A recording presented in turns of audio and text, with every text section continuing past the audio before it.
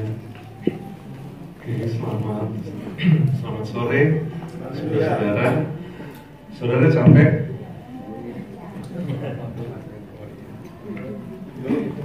Ya, saya sengaja tanya ulang. Tadi kan yang tanya kan orang saudara sendiri lah, ya.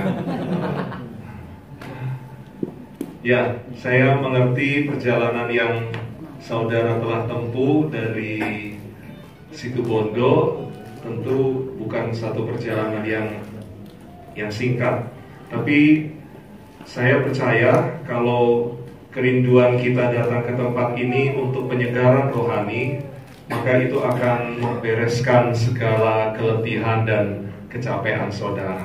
Bahkan saya berdoa, keletihan yang saudara rasakan dalam menjalani hidup saudara, kecapean, segala hal yang membebani kehidupan saudara, saya berdoa di kesempatan ini, hari pertama, besok hari kedua, sampai hari Kamis tanggal 4. Wow, jadi kita akan terus bersama-sama selama 3 hari.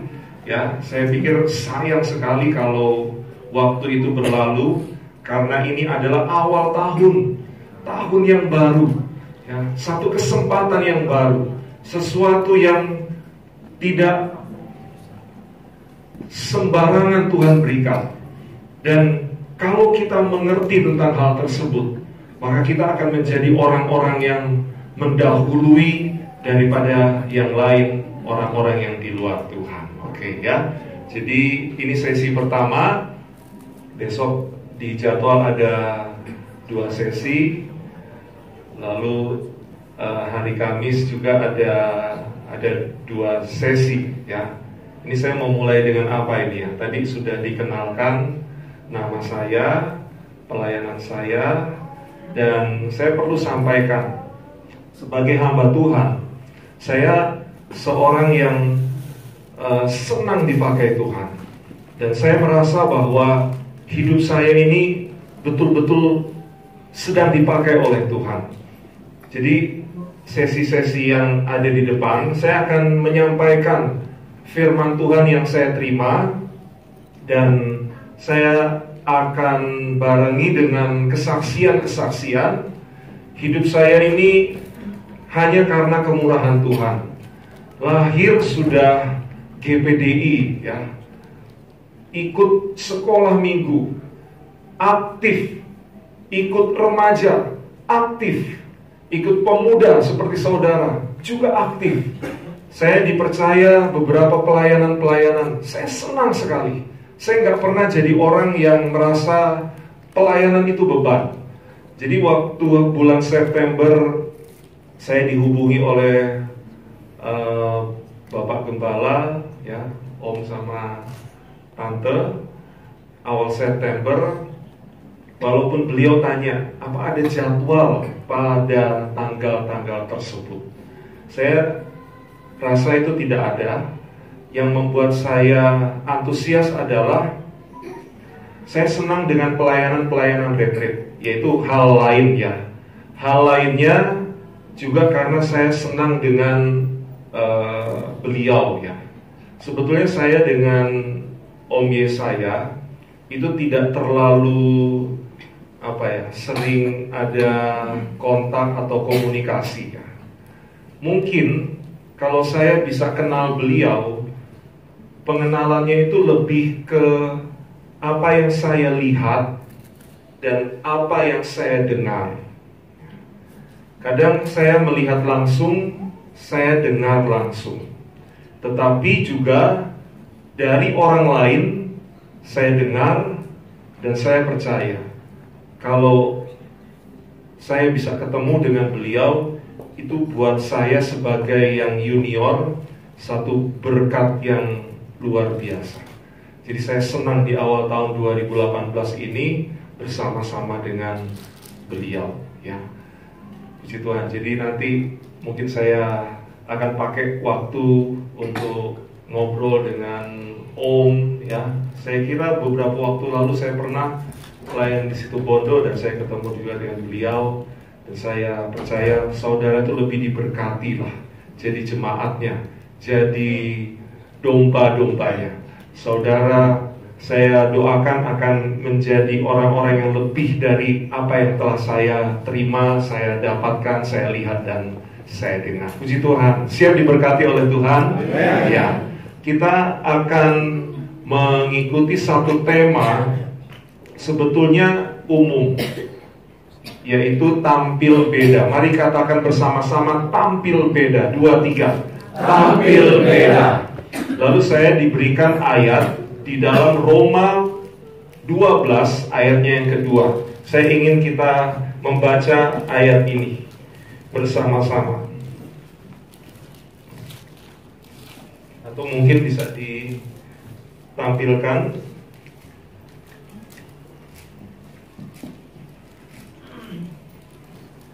Roma 12 ayatnya yang kedua. Atau kita baca mulai dari ayatnya yang pertama. Rasul Paulus itu kalau menulis surat selalu ada kaitan dengan apa yang dia tulis di bagian atas dari kitab yang kita baca, surat yang kita baca, dan juga ada kaitan dengan bagian-bagian yang ada di bawahnya.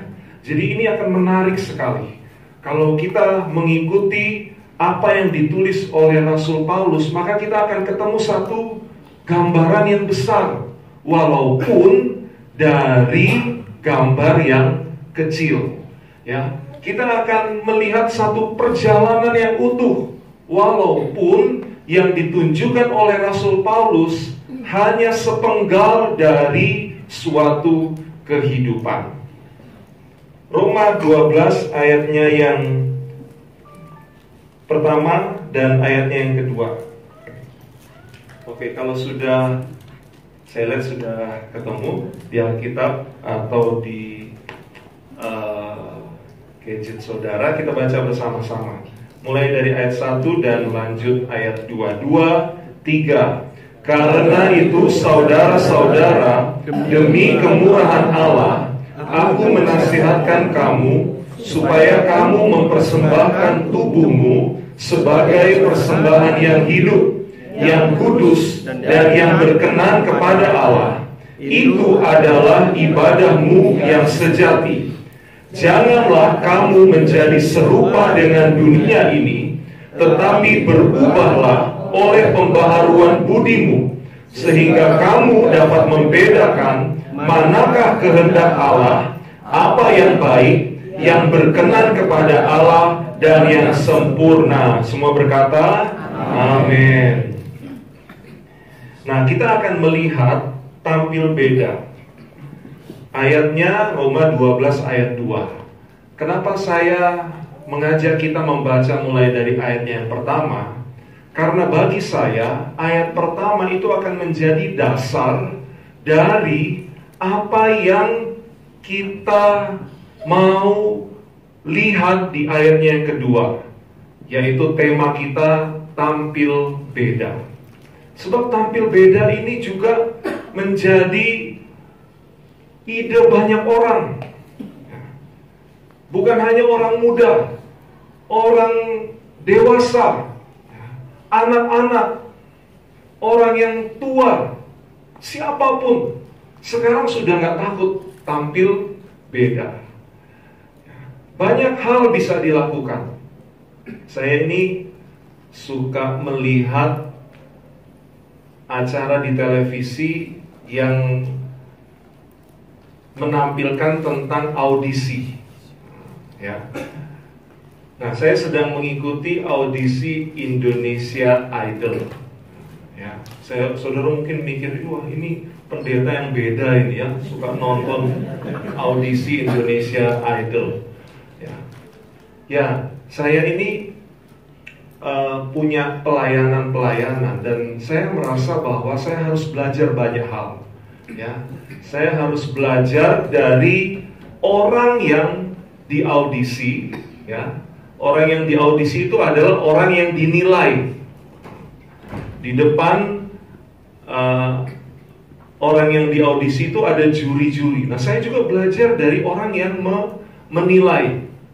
Nah, kemarin atau beberapa hari yang lalu saya lihat ada seorang yang boleh dikatakan tampil beda, ya. Seorang pemuda, tinggi, kurus, dia berusia 26 tahun. Lalu kemudian ketika dia muncul, bukan cuma jurinya yang kaget, saya juga kaget. Kaget dengan apa? Dengan penampilannya, ya, dengan penampilannya. Karena dengan tubuh yang tinggi tersebut, mulai dari atas itu kepalanya dipotong pendek, tapi di atasnya itu ada kayak jambul, ya. Jambulnya ke belakang. Itu baru rambutnya. Beda nggak sama saudara? Nah, kemudian turun dari rambutnya, maka saya melihat alisnya. Wah, ya, alisnya tuh lain dari yang lain, ya. Selain tebal, hitam, ya. Lalu susah lah saya mau menggambarkan lah. Saya bukan orang yang bisa menggambar bagaimana alis itu, ya. Tapi itulah penampilannya. Turun ke alisnya, ya, karena alisnya sudah hitam tebal seperti itu, maka diikuti juga dengan matanya, ya. Lanjut terus ke bawah sampai yang paling mencolok adalah bibirnya, ya. Walau dia laki-laki, tapi dia memberi warna kepada bibirnya. Warnanya pun warna yang gelap, entah warna apa, merah gelap atau biru gelap, nggak terlalu jelas, pokoknya gelap, ya. Itulah penampilannya. Tampil beda nggak? Beda, ya. Semua orang juga kaget, semua orang memperhatikan, semua orang melihat sosok seperti apa yang ada di balik dari penampilannya yang berbeda, ya. Kalau kita ketemu sama orang seperti itu di tengah jalan, apa sikap saudara?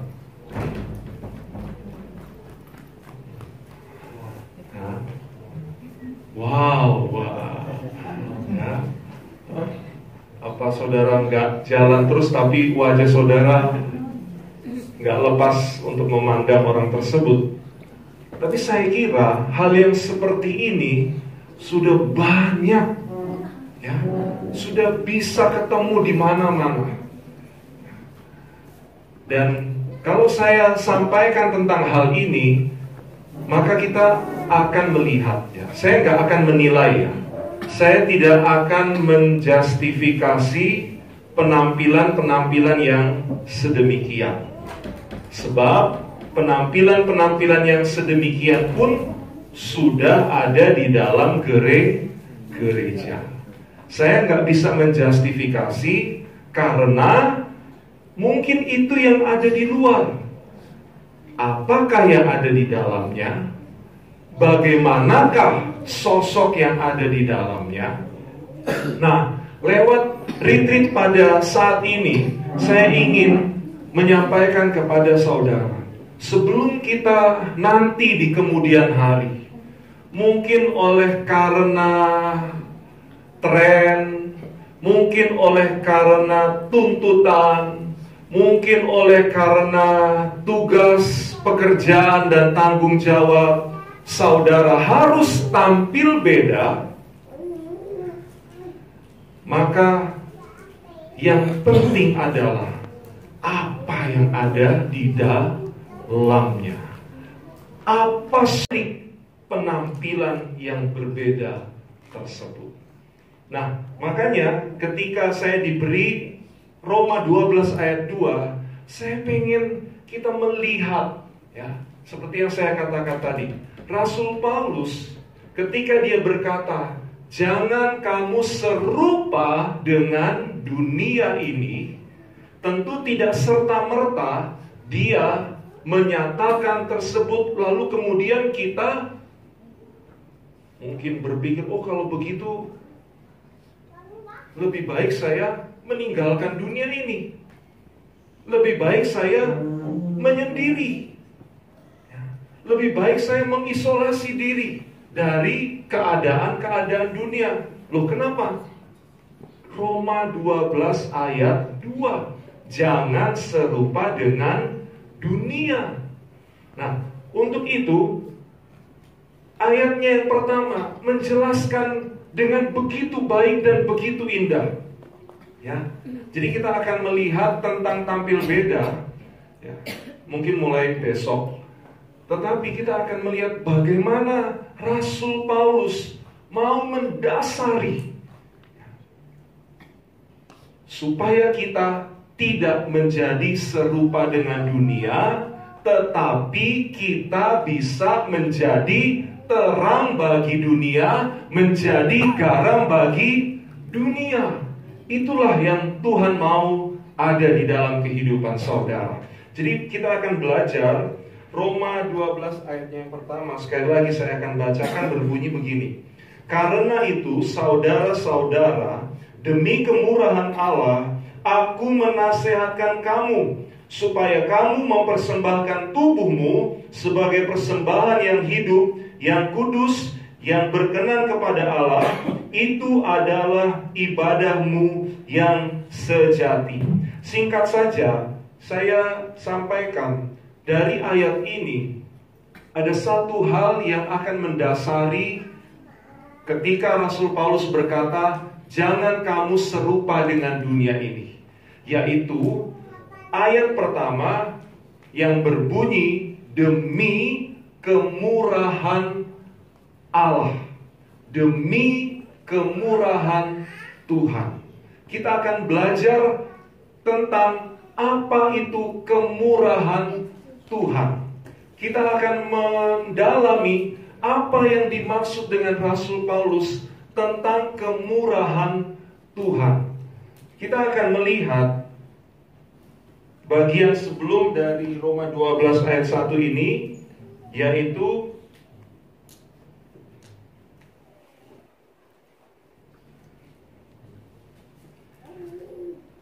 mundur di pasal 11 ayatnya yang ke-22. Saya bacakan buat saudara. Pasal 11 ayat 22. Sebab itu perhatikanlah kemurahan Allah dan juga kekerasannya, yaitu kekerasan atas orang-orang yang telah jatuh, tetapi atas kamu kemurahannya, yaitu jika kamu tetap dalam kemurahannya. Jika tidak, kamu pun akan dipotong juga. Saya jelaskan begini. Kemurahan Allah yang ditulis di dalam Roma pasal 12 ayat 1, yang akan menjadi pijakan untuk kita tampil beda berdasarkan kemurahan Allah, itu sebetulnya mulai bekerja di dalam kehidupan kita, khususnya pada saat kita menerima Yesus sebagai Tuhan dan Juru Selamat.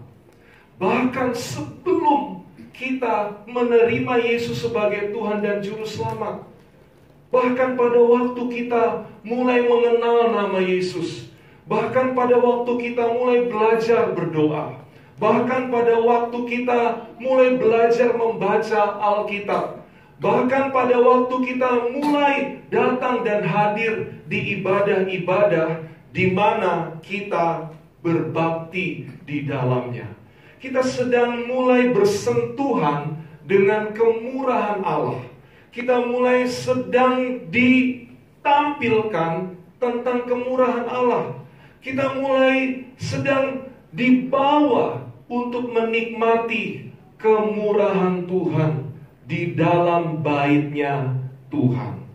Nah, kemurahan Tuhan itu adalah kebaikan yang Tuhan berikan walaupun kita sebetulnya tidak layak untuk menerimanya. Kemurahan Tuhan itu adalah kebaikan yang diberikan Tuhan, walaupun kita tidak pantas untuk menerimanya. Dan saya ingin saudara-saudara menemukan hal-hal, pengalaman-pengalaman tersebut yang pernah terjadi di dalam hidup saudara, pernah menjadi historis, pernah menjadi data kehidupan saudara.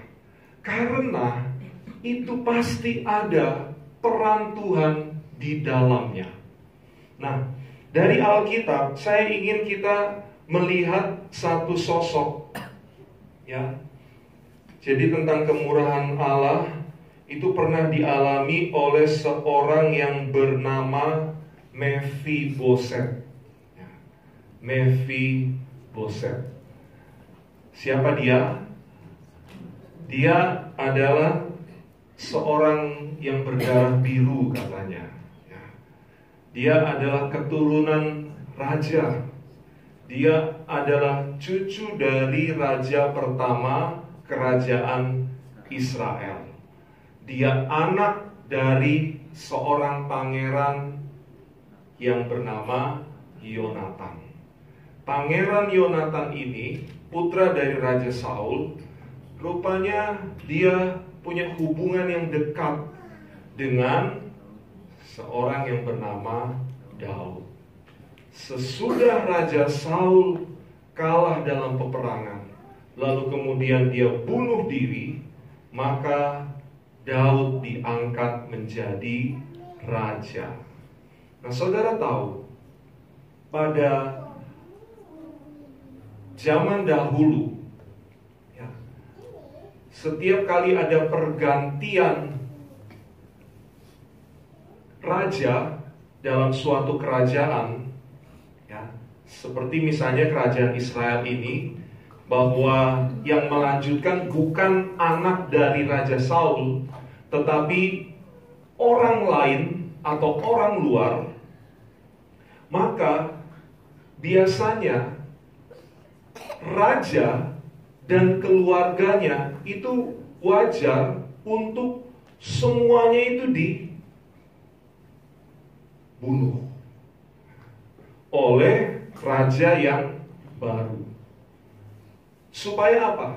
Supaya keturunan dari raja sebelumnya, keluarganya, siapapun, termasuk anak atau cucunya, itu tidak lagi akan membayang-bayangi atau berusaha untuk merebut kembali tahta kerajaan yang pernah diduduki oleh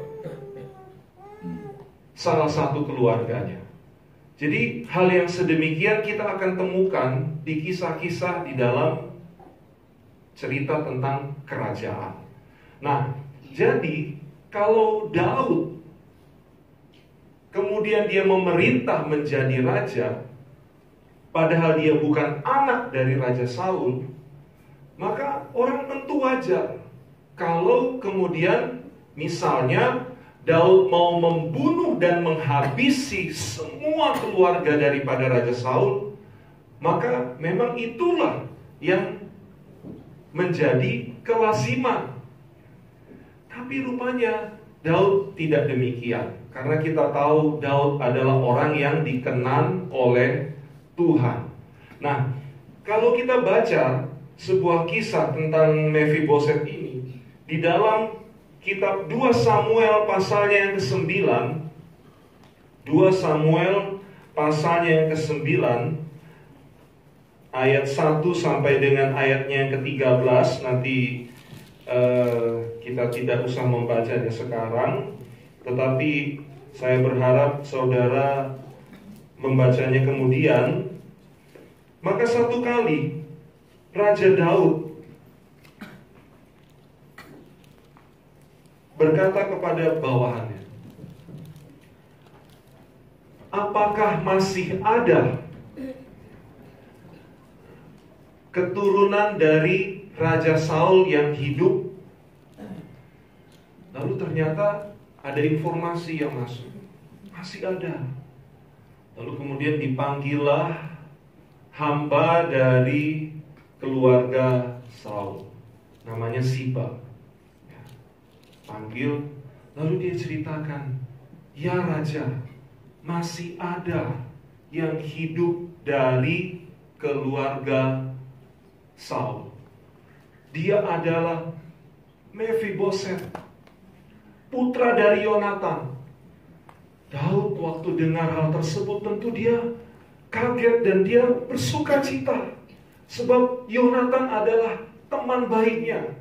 Dan kepada Yonatan dia pernah berjanji bahwa dia tidak akan membinasakan keluarganya.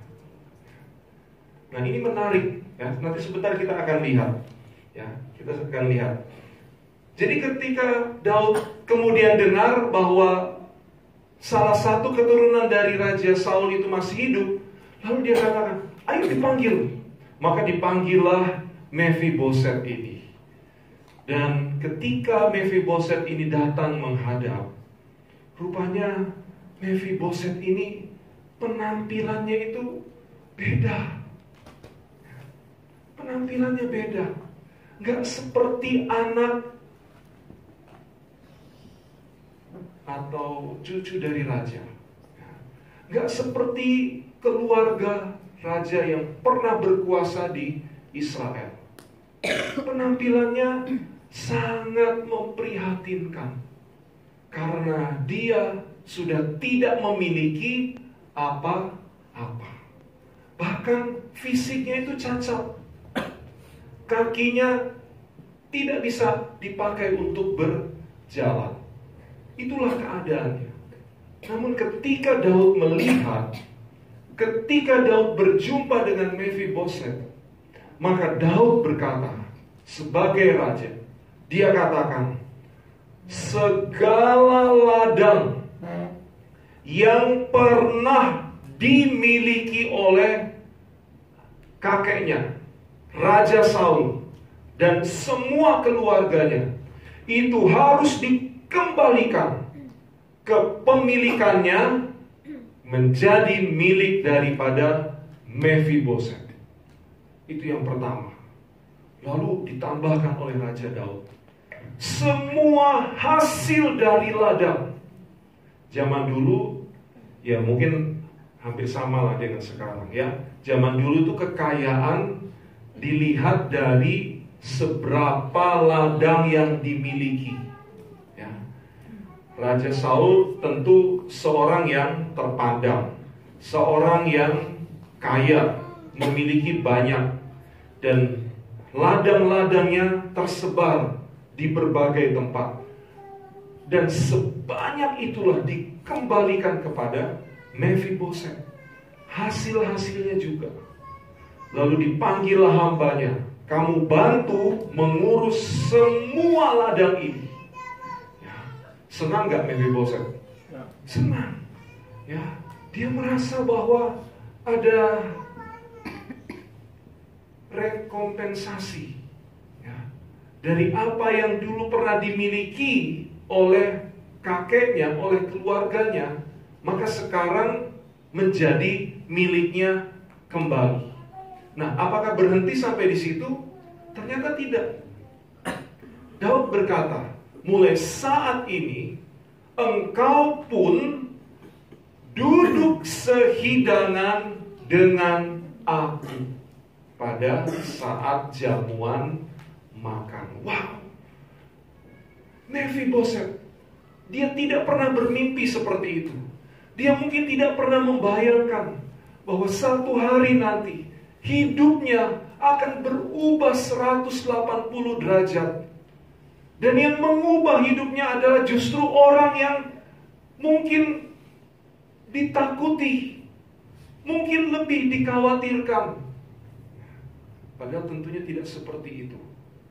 Dan sejak saat itu, hidup Mephiboset benar-benar berubah. Dari seorang yang tidak punya apa-apa, kakinya cacat, lumpuh, tidak bisa berjalan, tahu-tahu kemudian dia masuk ke istana raja. Dia berjumpa dengan raja.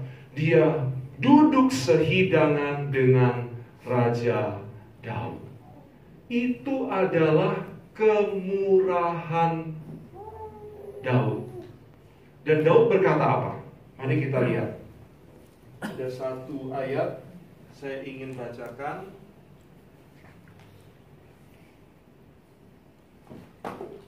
2 Samuel 9 tadi, ayatnya yang ketiga. Apa yang menjadi dasar Daud mencari keturunan dari Raja Saul? Dia berkata begini, ayat 3. Kemudian berkatalah Raja Daud, tidak adakah lagi orang yang tinggal dari keluarga Saul? Aku hendak menunjukkan kepadanya apa, saudara? Kasih yang dari Allah. Kasih yang dari Allah. Ya. Ini dalam bahasa aslinya itu seperti ini, keju bahasa Inggris, ya, cheese, ya. Cuma kalau cheese itu vokal E-nya itu ada 3, kalau ini 2, ya. Jadi yang di tengah itu hilang, jadi cheese, ya.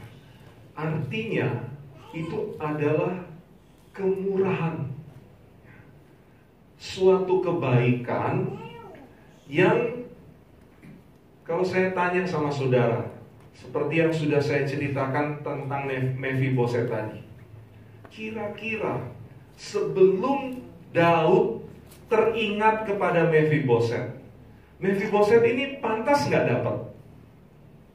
Pantas nggak dapat pengembalian ladang-ladang yang dulu pernah menjadi milik keluarganya? Coba saudara jawab, pantaskah dia mendapat hasil-hasil dari ladang-ladang yang mungkin sudah diambil oleh orang-orang yang gak senang sama Raja Saul? Pantaskah dia kemudian masuk ke istana Raja Daud, lalu sehidangan dengan Raja Daud? Tidak. Ya. Kalaupun Raja Daud tidak ingat kepada Mephiboset, apa itu akan jadi masalah di dalam kerajaan Daud? Tentu tidak. Ya. Tapi kemudian Daud justru mengingat Mephiboset, mengingat orang yang semestinya lebih pantas untuk ditumpas, dihabisi.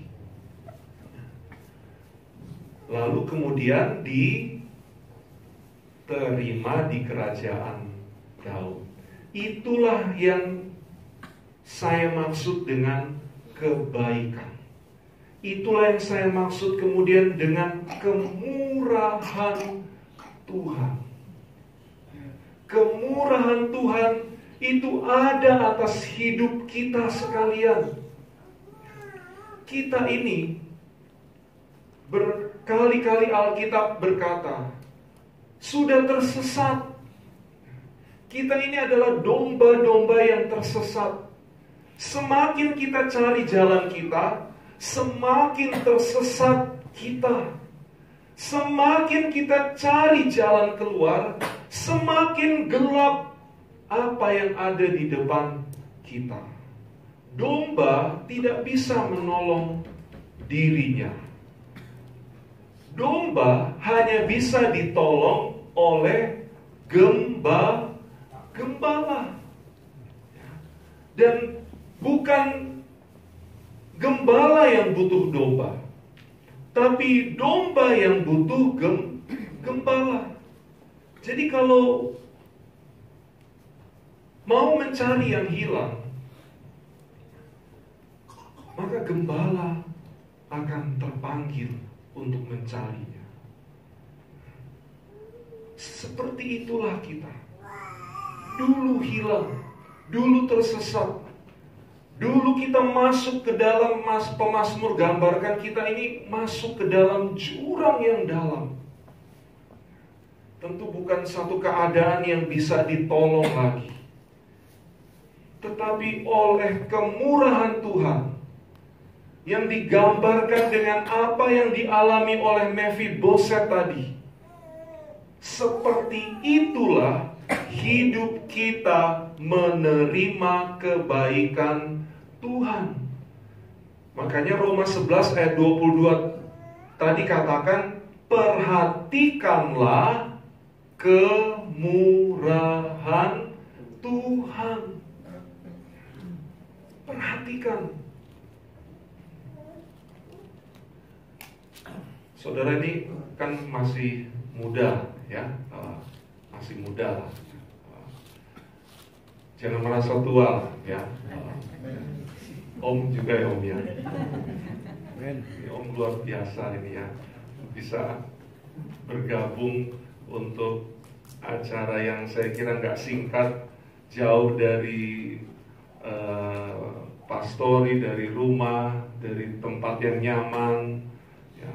Lalu ya nggak tahu dipaksa atau ya.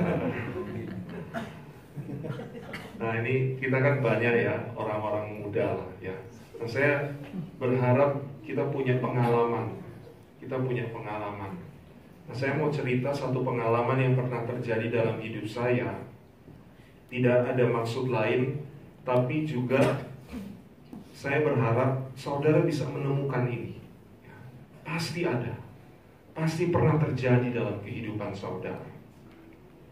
Dulu saya waktu duduk di bangku SMA pernah mengalami satu hal yang saya pikir itu sangat menentukan hidup saya di kemudian hari, dan saya tidak akan pernah bisa melupakan. Ini masalah nyawa, ya. Ini masalah nyawa.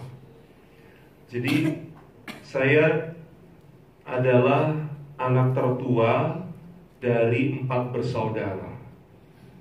Nah, ketika saya mulai beranjak usia remaja, ayah saya berpikir, wah, saya ini perlu kamar sendiri. Sebelumnya saya sama adik-adik saya itu satu kamar, tempat tidurnya itu 2, tapi tingkat. Ya, tempat tidurnya itu 2, tapi tingkat, ya.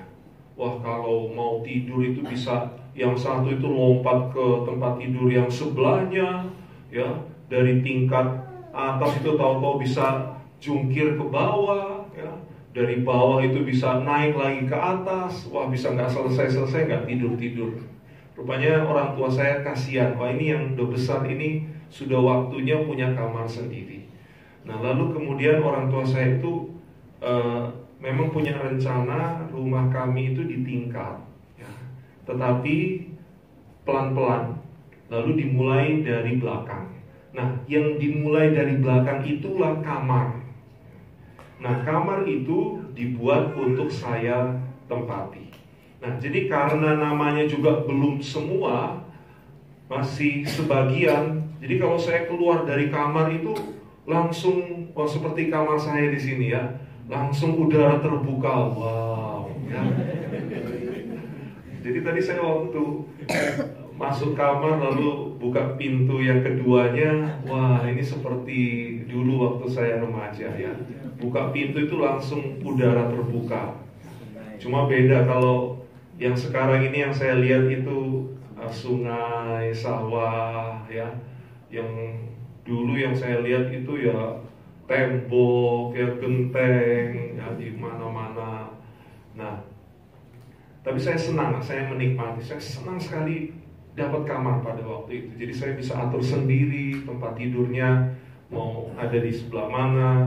Nah, singkat cerita, satu malam saya lagi tidur.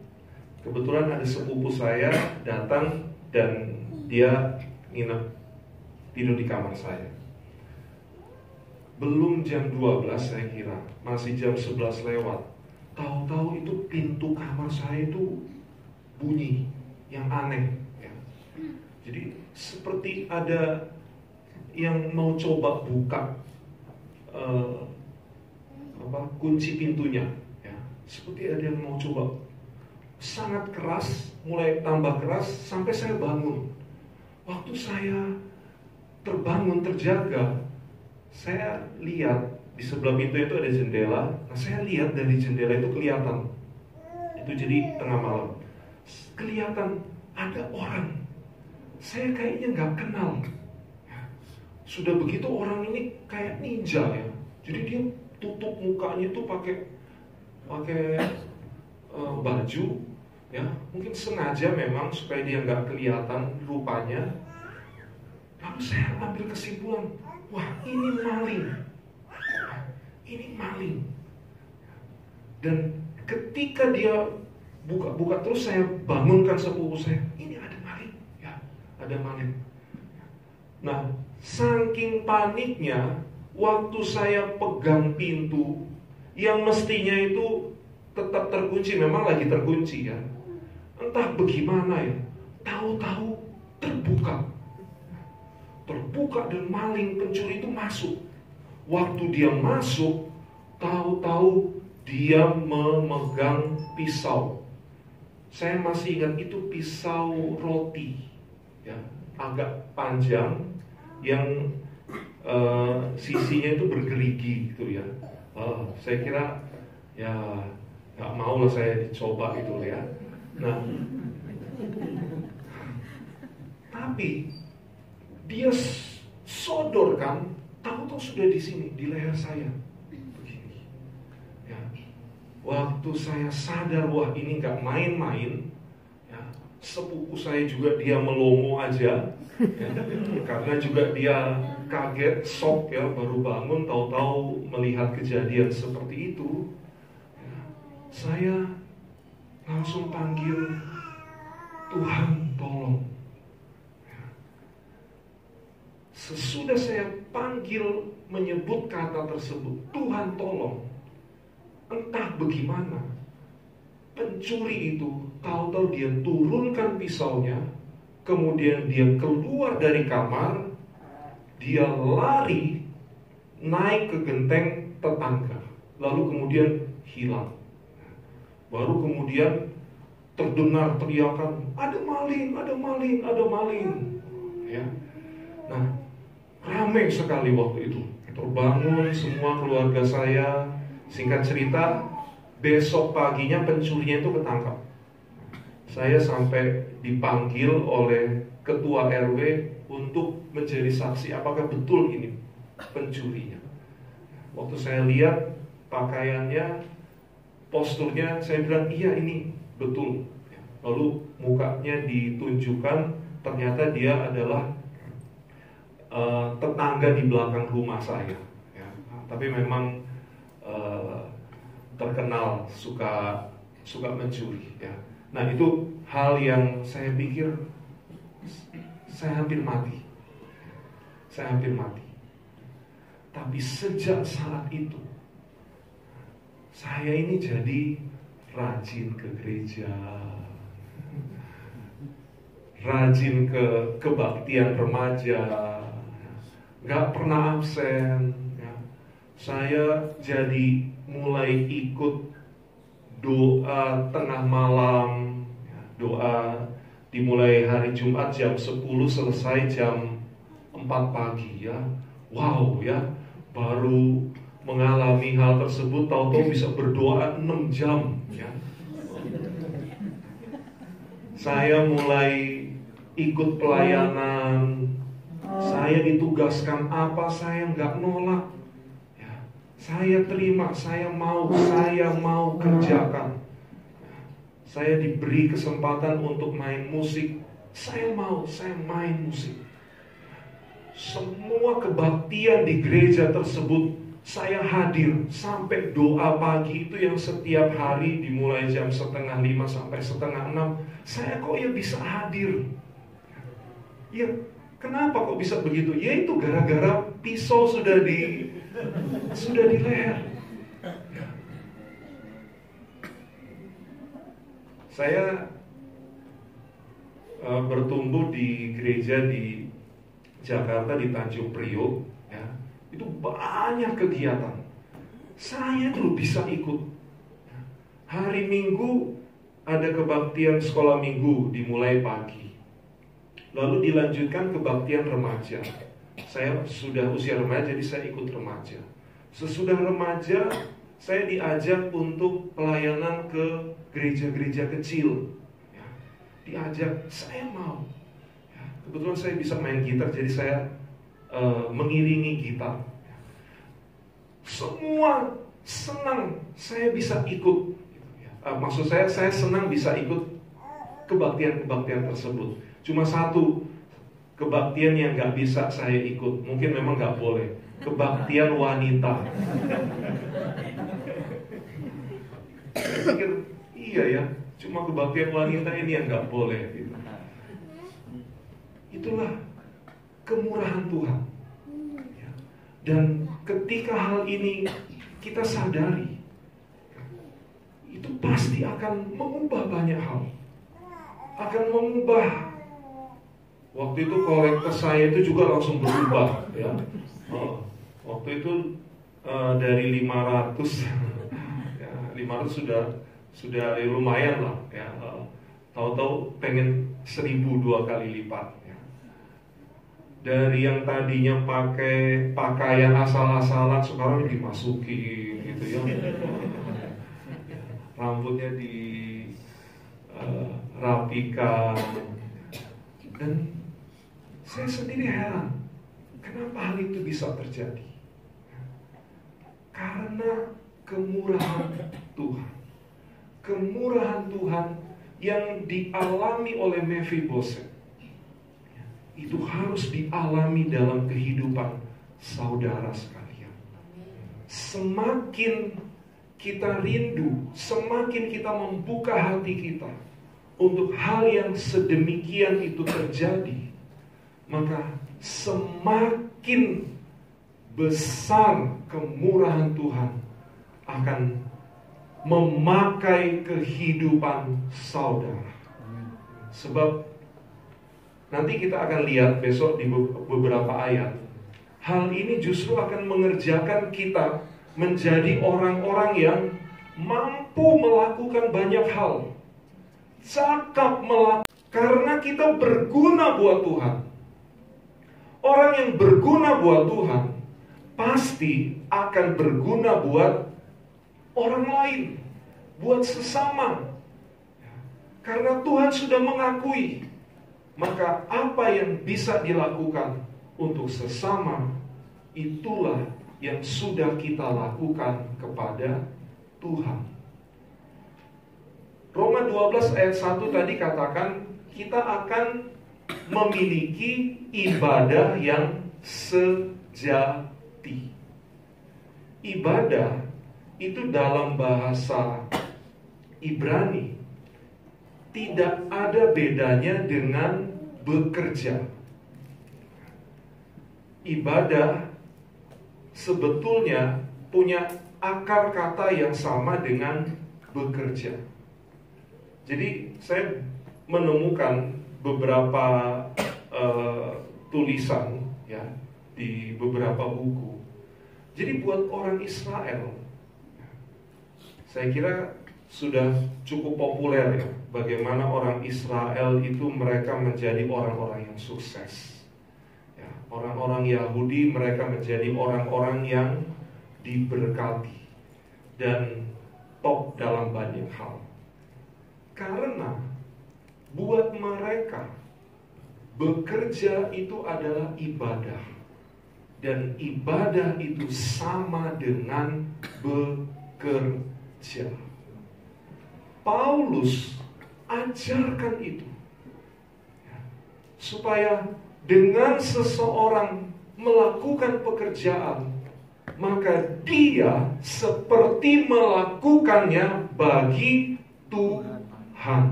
Itulah ibadah yang sejati. Mumpung saudara mungkin beberapa masih sekolah, beberapa juga sedang merintis. Ini saya cerita sedikit. Waktu saya tahu retreat ini diadakan di sini, di Best resort yang ada di kompleks Malang Anggun Sejahtera.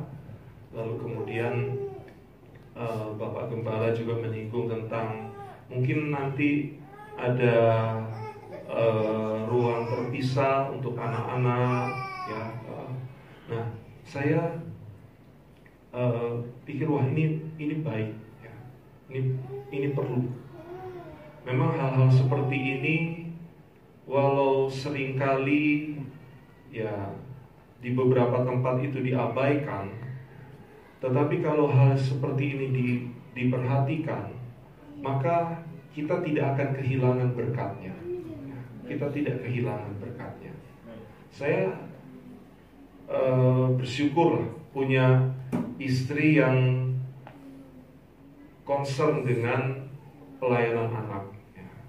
Lalu kemudian juga waktu saya tahu di tempat ini diadakan retreat ini di Malang Anggun Sejahtera ini, saya teringat ada hamba Tuhan perintisan. Nah, saya hubungi dia, saya ajak dia. Beberapa tahun yang lalu saya kalau datang ke sini ini membantu perintisannya lah, ya. Karena dia baru memulai. Ada beberapa hal yang harus diatasi, ada masalah-masalah yang tentu tidak mudah bagi seorang hamba Tuhan muda untuk memulai satu perintisan, ya. Jadi tahu-tahu waktu saya tadi masuk sini, loh, iya ya kok ada resort di sini, wah bagus sekali, ya. Dan sesudah saya bersama-sama dengan mereka semua, beberapa kali kita ada di kegiatan pelayanan anak-anak bersama-sama, ya. Kita belajar bagaimana melihat anak-anak itu sebagai jiwa-jiwa, sebagai orang-orang yang dipersiapkan untuk suatu masa depan. Bukan orang tuanya saja yang mempersiapkan, tapi Tuhan sendiri mempersiapkan masa depan buat mereka. Jadi waktu saya sampaikan sama teman-teman ini, mereka antusias sekali, ya, mereka antusias sekali. Jadi saya bisa konsentrasi di sini, teman-teman saya bisa ada di sana, dan saya percaya kalau yang muda, yang dewasa, orang tua diberkati, maka doa saya anak-anaknya juga diberkati, ya. Diberkatinya sama ini baby shark. Ya, itu ini ya, salah satu game yang disiapkan sama teman-teman, ya. Tapi jangan khawatir, itu bukan supaya anak-anaknya tampil beda, tapi temanya itu lebih dahsyat tuh, tema di sana. Berani tampil beda, itu temanya di sana, ya. Kalau kita ini kan cuma tampil beda.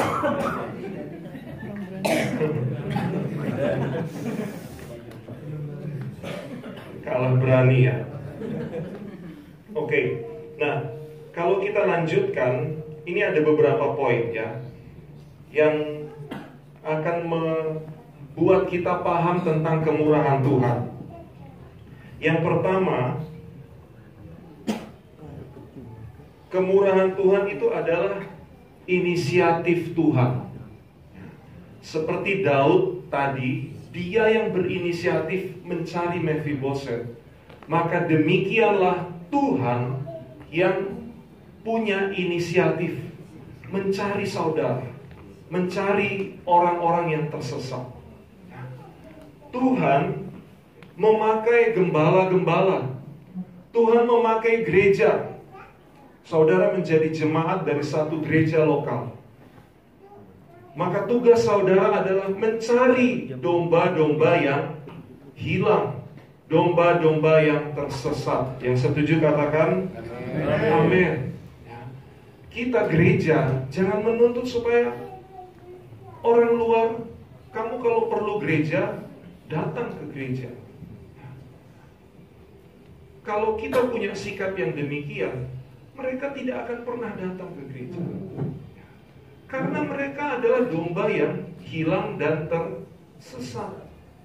selama domba itu ada di lingkungan yang membuat dia terhilang dan tersesat, maka dia tidak akan pernah ketemu dengan gembala domba. Tetapi kalau gembala itu yang mencari, maka domba-domba itu tidak akan tersesat. Amen. Ya, ini inisiatif Tuhan itu luar biasa. Ya, membuat kita menyadari bahwa hidup kita benar-benar hanya karena kemurahan Tuhan. Lalu yang kedua, kalau yang pertama tadi inisiatif Tuhan, maka yang kedua adalah seperti Daud tidak membunuh Mephiboset, maka Tuhan tidak membiarkan kita mengalami maut akibat dari dosa. Caranya bagaimana? Caranya supaya kita tidak mengalami maut padahal kita yang berbuat dosa, saudara yang melakukan dosa. Bagaimana supaya kita tidak mengalami maut? Caranya adalah harus ada yang menggantikan. Dan sekali lagi, inisiatif menggantikan itu datang dari Tuhan. Dia utus anaknya, Yesus, untuk kemudian menjadi ganti bagi kita sekalian. Saudara tahu ya, Injil itu ada 4. Matius, Markus, Lukas, dan Yohanes. Berapa Injil yang menceritakan tentang kelahiran Yesus? Ada yang bisa jawab? Jangan ragu-ragu. Istri saya tuh tadi siapkan snack buat anak-anak yang nanti kalau ditanya itu bisa jawab. Nanti dapat snack lah. Ya, kita baru saja mengikuti Natal. Biasanya kita akan mengikuti kisah kelahiran Yesus itu dari Injil Matius dan Injil Lukas. Ya. Loh, kok kenapa Markus enggak? Loh, kok kenapa Yohanes juga enggak? Saya enggak akan bahas Yohanes, ini bagus sekali. Tapi yang saya mau bahas itu Markus. Kalau Injil Matius dan Lukas itu membicarakan tentang kelahiran Yesus di pasal-pasal awal dari Injil tersebut, maka Injil Markus ini walaupun tidak mengkisahkan tentang kelahiran Yesus, tapi justru yang dikisahkan itu tentang kelahiran hidup baru. Kelahiran hidup baru. Di situ ada berita tentang pertobatan. Jadi kalau kita mau membayangkan tentang Natal, bukan melulu kelahiran Yesus. Yesus sudah lahir dan kelahirannya sudah jadi sejarah 2000 tahun yang lalu. Dan kita ini memperingati sejarah bahwa Yesus pernah lahir. Namun kita mengerti bahwa sebetulnya ya cara-cara kita memperingati ini sasarannya adalah apa? Bukan supaya Yesus lahir lagi, ya. Lalu kemudian banyak orang yang datang ke Israel, datang ke Bethlehem. Ya. Mungkin Presiden Amerika itu sengaja mencetuskan ide untuk Yerusalem itu menjadi ibu kota daripada Israel. Lalu semua angkat suara, semua ikut rame, ya. Bahkan teman-teman saya juga ikut-ikut, ya. Bahkan ada yang bilang, wah ini siap-siap penggenapan. Wah, ya. Ada yang berkata, ini penggenapan dari firman Tuhan. Tapi saya sudah sampaikan kepada jemaat di mana saya melayani, gak usah ikut ribut-ribut soal Yerusalem, ya. Gak usah ikut memberi komentar, ya. Karena apa? Karena kalau kita baca di kitab Wahyu, ya, biar saja orang itu mau berebut-rebutan Yerusalem jadi ibu kota, tapi nanti yang datang itu bukan Yerusalem yang ada sekarang. Yang datang dan yang akan menjadi tempat kita itu adalah Yerusalem baru. Jelas sekali Alkitab berkata bahwa di sana ada damai sejahtera. Yang sekarang ada damai sejahtera enggak? Wow. Demo terus ya, tembak-tembak, ya, keributan. Jadi ngapain itu diperebutkan? Ya. Ngapain kemudian itu diaku-akui? Karena dianggap itu menjadi milik 3 agama besar, ya, Yahudi, Islam, dan Kristen. Ya sudahlah, ini sudah sampai ke Israel tadi ya. Nah, jadi kelahiran yang dinanti-nantikan itu adalah kelahiran dari pertobatan. Mari kita katakan bersama-sama, kelahiran dari pertobatan. 2, 3. Kelahiran dari pertobatan. Itu yang diangkat dalam Injil Markus. Itu akan menjadi awal dari pelayanan-pelayanan yang memberkati banyak orang.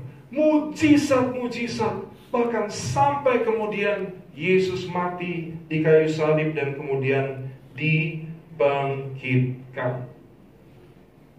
Ya, jadi itu yang kedua. Tuhan tidak membiarkan maut menguasai kita. Yang ketiga, saudara tahu, waktu Daud mengadakan perjanjian dengan Yonatan bahwa dia tidak akan membinasakan keturunan, dan Yonatan memang meminta hal itu kepada Daud. Mephiboset itu belum lahir, ya. Mephiboset itu belum lahir, tapi sudah ada perjanjian.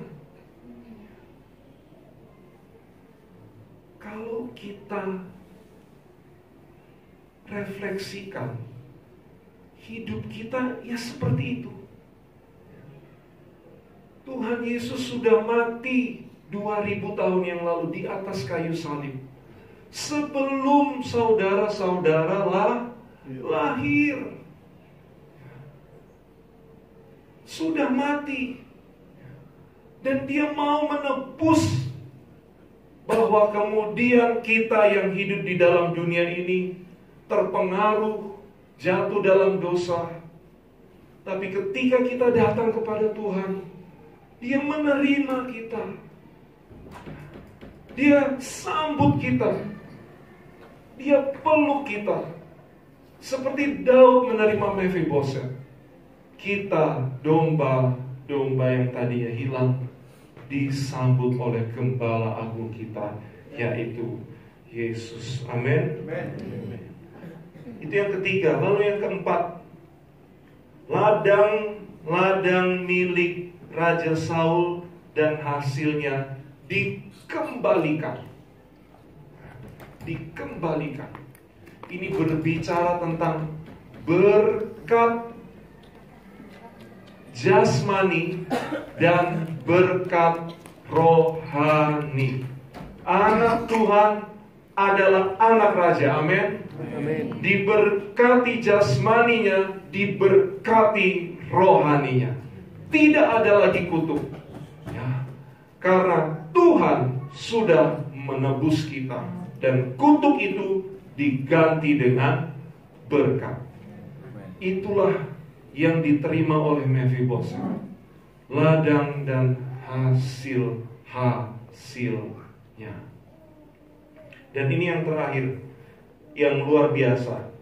Mephiboset diterima untuk sehidangan dengan Raja Daud.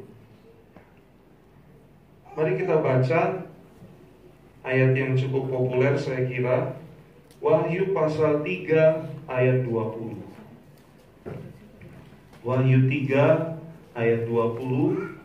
Saya undang pemain keyboard untuk mempersiapkan kita menyanyi lagu yang tadi, dengan apa akan kubalas segala kebaikanmu.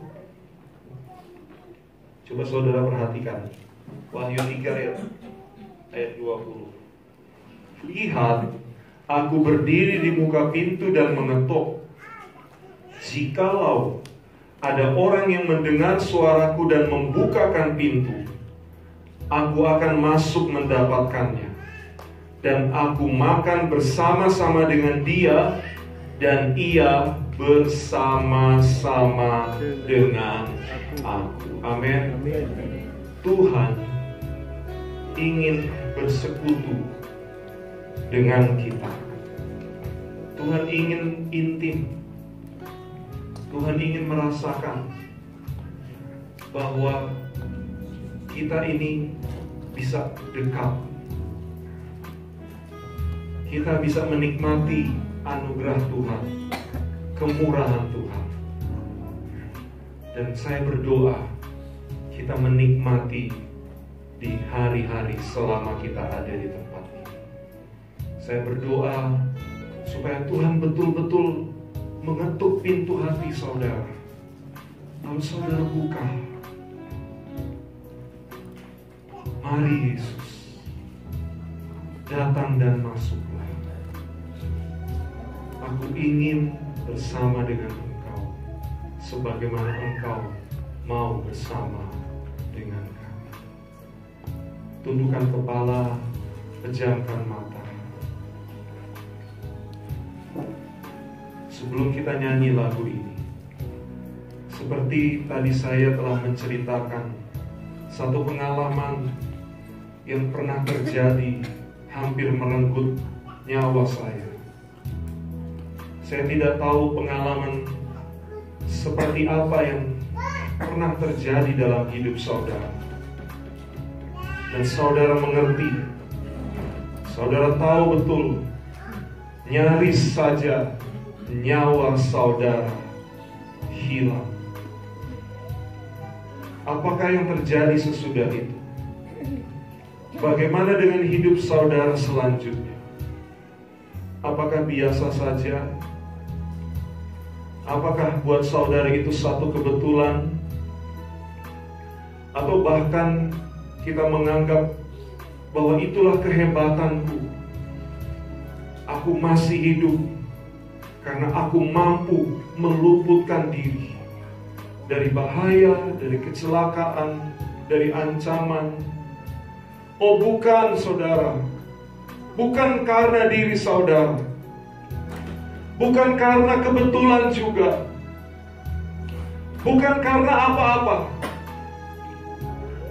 Tetapi saya mau sampaikan kepada saudara, itu semua karena Tuhan, karena kebaikan Tuhan, karena kemurahan Tuhan. Kemurahan Tuhan akan membawa saudara tetap ada di dalam dunia ini, tetapi dengan cara yang berbeda. Kemurahan Tuhan akan mengutus saudara kepada dunia ini, tetapi dengan cara-caranya Tuhan. Saya berdoa, selama Tuhan izinkan kita hidup, maka kita menyadari betapa besar kasih karunia kemurahan Tuhan atas kehidupan kita. Sehingga dengan pujian ini kita mau berkata, dengan apa kan ku balas